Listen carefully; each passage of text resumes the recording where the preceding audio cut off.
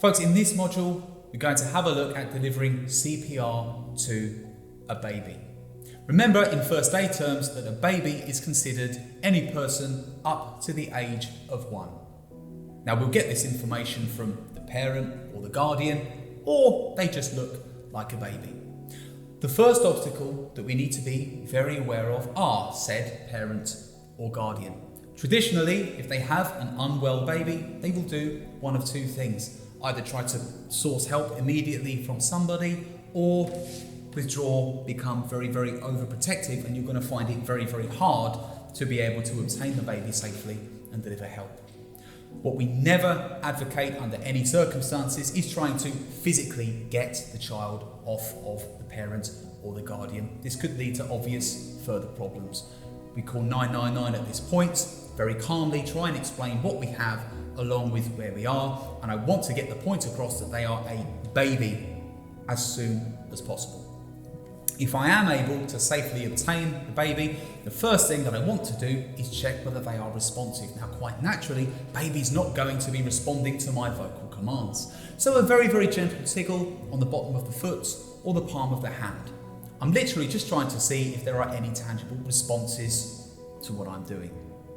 I do want to give baby an airway. I just need to be very slightly delicate with baby, as everything, including the airway, hasn't properly formed. It's very flexible. Now, the further I roll the head back, the more likely it is that that airway is actually going to double over. Think of it as a drinking straw. Now, it will go back again, but it's counterproductive. I don't want to open the airway too far. Slightly rotate baby's head back. That is sufficient. What I do want to do is look, listen and feel for that breathing for 10 seconds. If I am not satisfied with that breathing after the 10 seconds, I need to give the baby rescue breaths. Now this is done in a very specific way. My mouth will fit quite comfortably over baby's mouth and baby's nose. Think of it like a mask. It will go over both. The amount of air that I want to put into baby is as much as I can get into my cheeks. So I want to give them 5 puffs of air. Sometimes with a baby, in the very early stages of development, they can forget that they have to breathe. It's muscle memory, it develops, it's a learned behaviour. So when I put a small blast of oxygen into the baby, oftentimes it reactivates the muscle memory and it can actually trigger the breathing reflex once again. So it's very important with an unresponsive baby not breathing properly, I put in the puffs of air.